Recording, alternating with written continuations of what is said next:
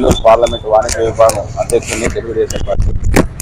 ఈరోజు గాంధీ గారి వర్ధంతి సందర్భంగా ఆర్యవేశ ప్రముఖులు, అందరూ నాయకులు, కార్యకర్తలు, తెలుగుదేశం పార్టీ నాయకులు అందరూ కలిసి ఆయన విగ్రహానికి పూలమాల వేసి నివాళులర్పించడం జరిగింది. ఆయన ఒక మహోన్నతమైన వ్యక్తి. స్వాతంత్రం తేవడంలో ఆయన పాత్ర ప్రముఖం. ఆయన స్వాతంత్రం తెచ్చినప్పటికీ ఏ రోజు కూడా నాకు ఈ పదవి కావాలని ఆశించిన వ్యక్తి కాదు. ఈ రాష్ట్రం ఇప్పుడు ఉన్న పరిస్థితి కారణం పూర్తిగా గత ప్రభుత్వంలో ఎంత దుర్మార్గము పాలన జరిగిందో అందరికీ తెలుసు.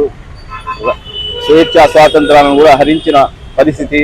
ఈరోజు ప్రజలందరూ ఒక స్వచ్ఛమైన ప్రభుత్వాన్ని ఎన్నుకున్నారు. నారా చంద్రబాబు నాయుడు గారు కానివ్వండి, పవన్ కళ్యాణ్ గారు కానివ్వండి, కూటమి ప్రభుత్వం తప్పకుండా ప్రజలకి ఏమైతే హామీలు ఇచ్చాయో అవన్నీ చేస్తాయి. స్వేచ్ఛా స్వాతంత్రాలు మెరుగుపడేలా ఈ రాష్ట్రాన్ని ముందుకు తీసుకొని పోతాయని చెప్పి ఈ సందర్భంగా తెలియజేస్తూ మీకు గాని ఈ వీడియో నచ్చితే లైక్ చేయండి, షేర్ చేయండి, సబ్స్క్రైబ్ చేయండి.